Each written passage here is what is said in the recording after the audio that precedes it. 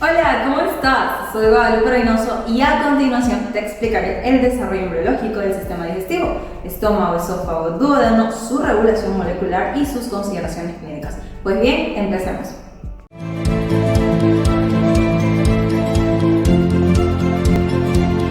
Empezaremos diciendo que el aparato digestivo o sistema digestivo es un conjunto complejo pero muy bien organizado de órganos. Entonces, observamos y divisamos en la imagen izquierda el aparato faríngeo en la parte superior o cefálica, con sus respectivas bolsas faríngeas y sus arcos faringeos. Estos van a contribuir a las formaciones de la cara y el cuello. Además, observamos lo correspondiente al divertículo respiratorio y lo que corresponde al brote de la yema hepática de color café, conociéndolo también como intestino anterior.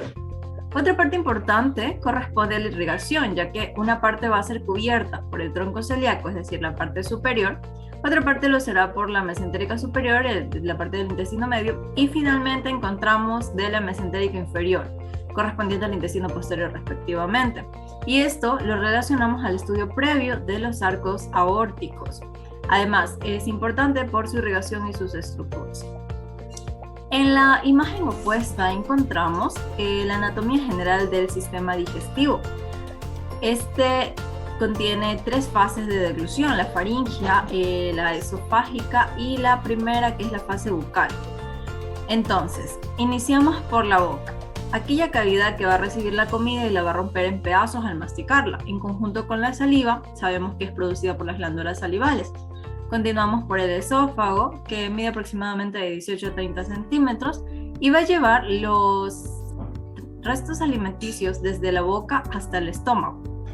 Vamos al estómago, donde se van a transformar los alimentos sólidos en una mezcla líquida. Luego, el intestino delgado va a continuar dirigiendo la comida y va a absorber sus nutrientes. La parte no absorbida, sin embargo, va a pasar al colon como líquido de desecho. Recordemos que este se va a dividir en duodeno, yeyuno e ilio. Encontramos el intestino grueso o colon, que va a absorber el agua, la sal y los minerales, dejando únicamente los restos fecales para luego eliminarlos.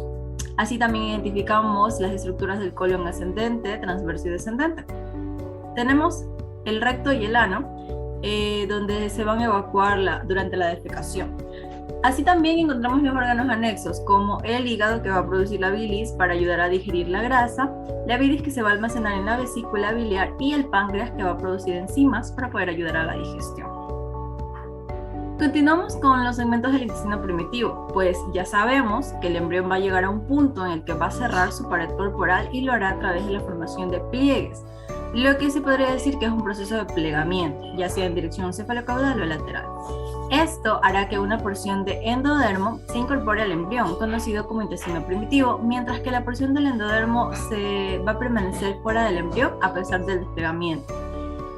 Y en este caso encontramos la subdivisión del intestino primitivo en tres grandes partes. El primero, que es el intestino anterior, que asimismo se va a subdividir en faringio, que se extiende desde la membrana orofaringea hasta el divertículo respiratorio.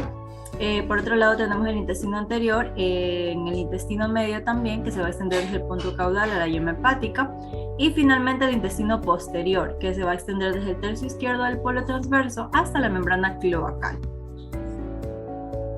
Ahora, con lo correspondiente a la regulación molecular, vamos a tener en cuenta que dependiendo del segmento en el que nos enfoquemos, hablaremos sobre los diversos factores de transcripción.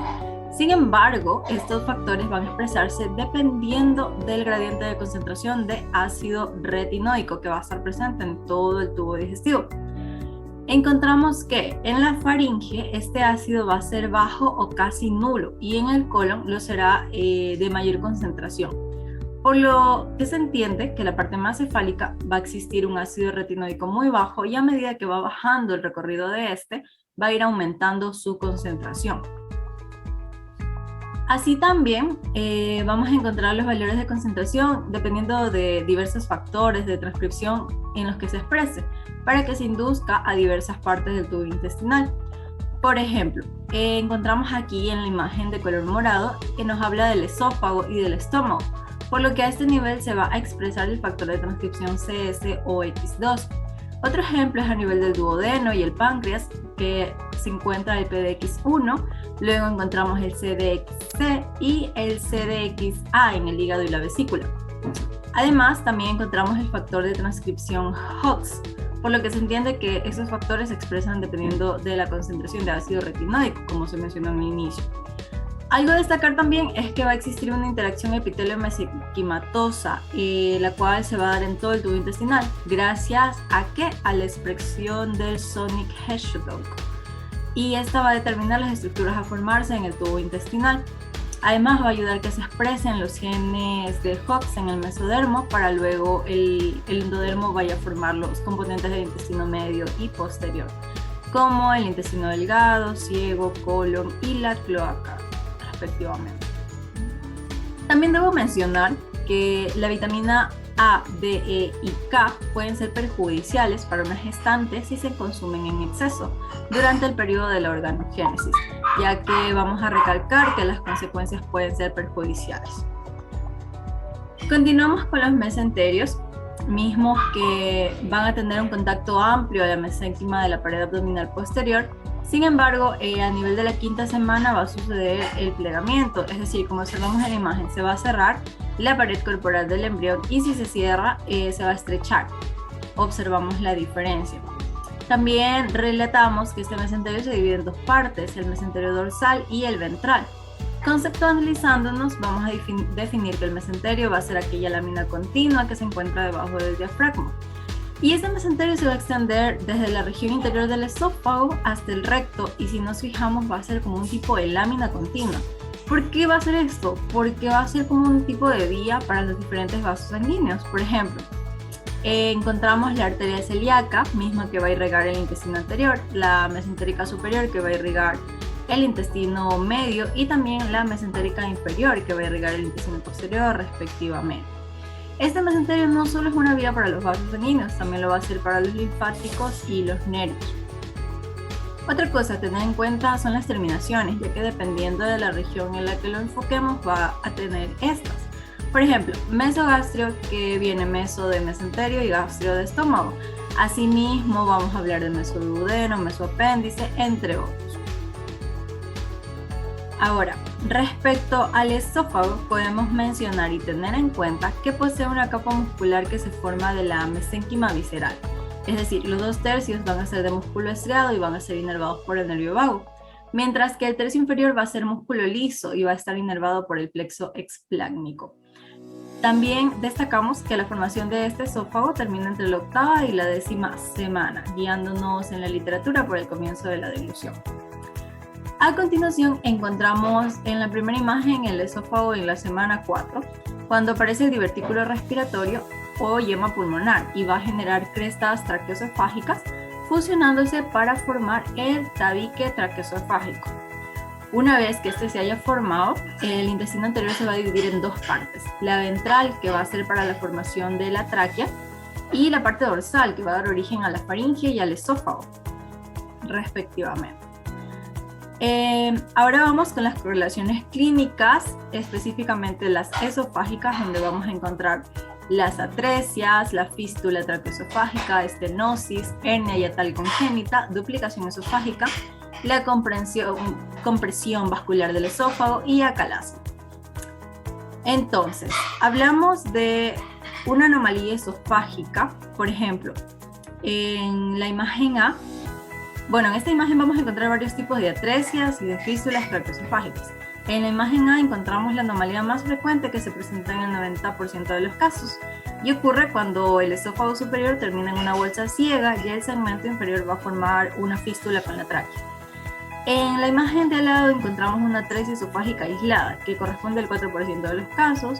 Luego vemos una fístula traqueoesofágica de tipo H que también es un 4% de los casos. Y en las imágenes inferiores encontramos otras variaciones, cada una con 1% de los casos correspondientemente. Ahora hablamos de una hernia esofágica congénita, una afección en la cual la presión del estómago se va a extender, como observamos en la imagen, a través de una abertura en el diafragma que se encuentra en el tórax. Y es una afección en la cual la presión del estómago se va a extender hacia la parte de arriba, y en ocasiones que el esófago no se elonga en el grado suficiente, el estómago va a ser atraído hacia el hiato esofágico del diafragma.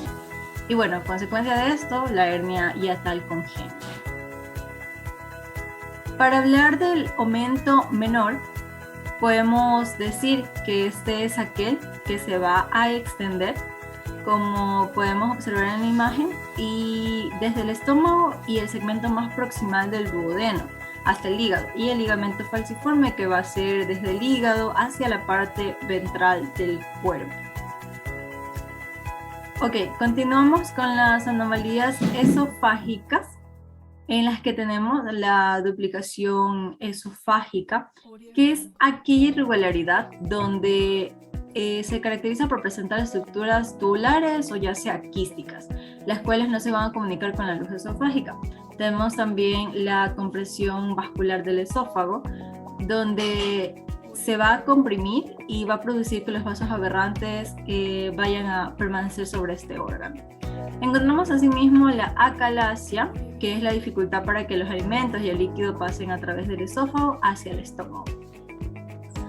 Continuando con este último órgano, que es el estómago, podemos decir que a nivel de la cuarta semana va a aparecer una dilatación cercana al divertículo respiratorio, lo que quiere decir que el estómago al inicio va a aparecer a nivel de la región torácica. Sin embargo, el crecimiento longitudinal de esa región va a desplazarlo a nivel torácico, de nivel torácico a nivel abdominal, que va a ser su sitio normal, ¿no? Por debajo del diafragma.